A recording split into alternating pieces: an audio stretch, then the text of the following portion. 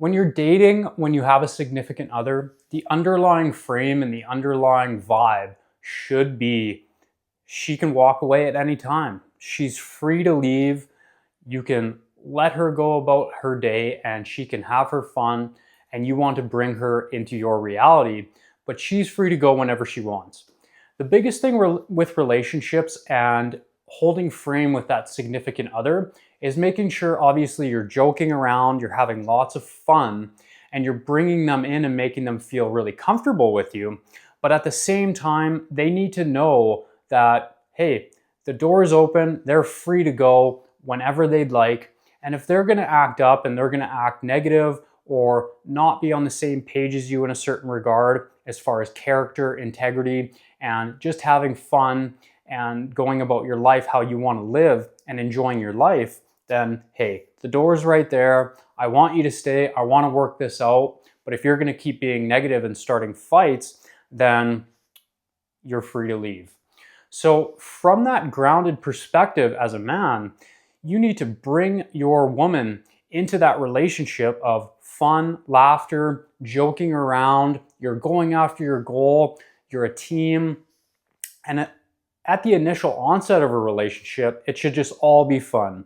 No logic, lots of joking around, lots of going places, having new experiences together, making sure they're comfortable, making sure it's consensual, and making sure that obviously they want to have a good time with you and they want to be brought into your movie and your frame, and you can be leading that interaction and just making sure that they're comfortable and you're gauging the attraction. Because the biggest thing that you can do is have that mutual attraction and have them be extremely attracted to you.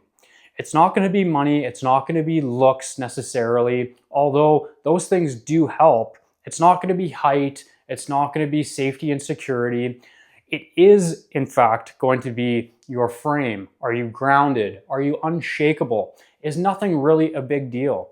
Is a test that she maybe puts forth to you in the fact of a leading question or poking you or maybe making fun of you a little bit?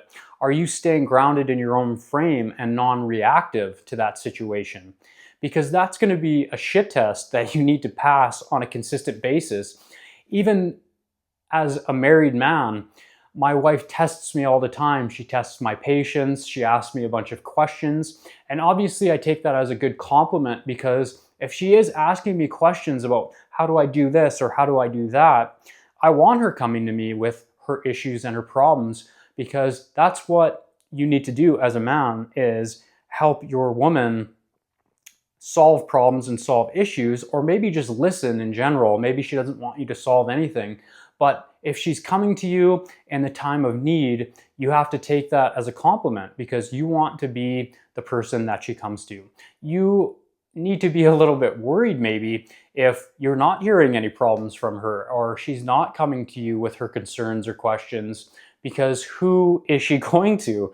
Is she going to her dad, or is she going to a cousin, or she's going to somebody else other than you? So you want to take that as a compliment that she's coming to you with her issues and her problems, and making sure that you can control your own emotions, be grounded in your own frame, and nothing's a big deal. You're just going to stay cool and calm, and you're going to move through it together and solve the problem.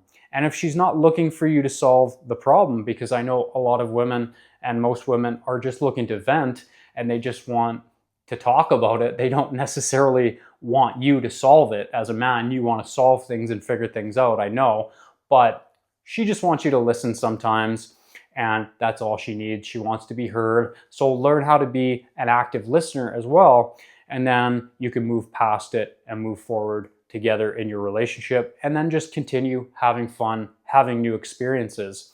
So as you get a little bit older, you want to realize that you need to always have that strong frame of, she can leave whenever she wants. If she decides that, it isn't working, obviously if you have kids, you want to work through it. You want to sit down, you want to make sure that, hey, we're married, we have kids.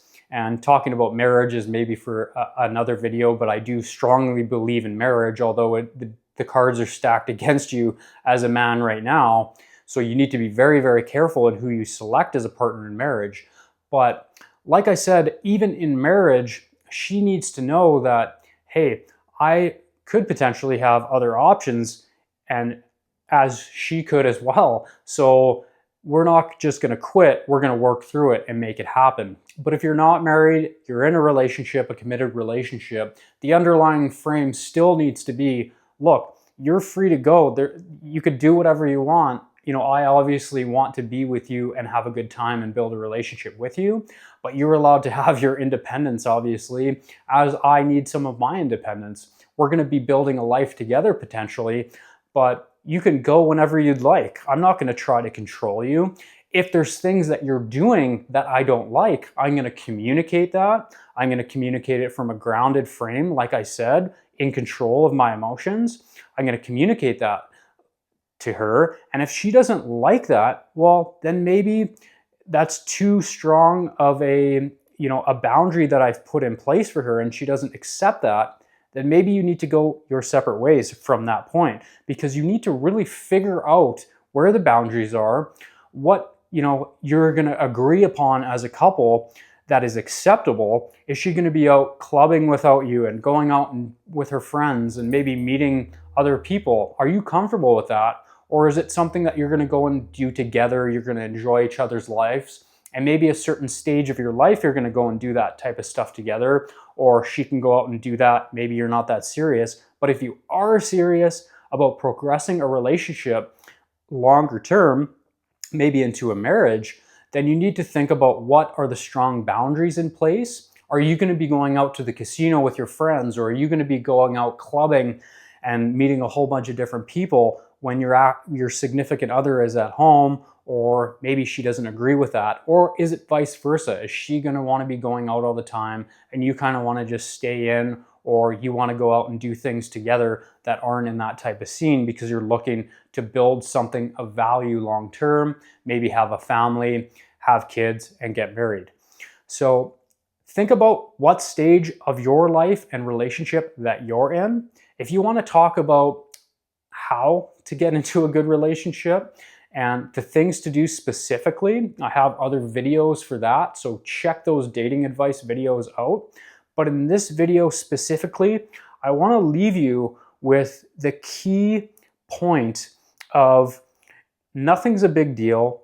She can walk away at any time. You want her to stay, but you need to really figure out what stage of life that you're in and where you want to take this relationship. Because realize a 5 or a 10-year relationship nowadays is actually quite long.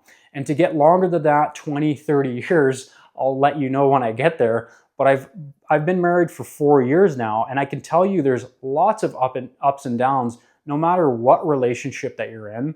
And the fact that we're committed to each other and we're married goes a long way. You've made that commitment in front of a bunch of family and friends.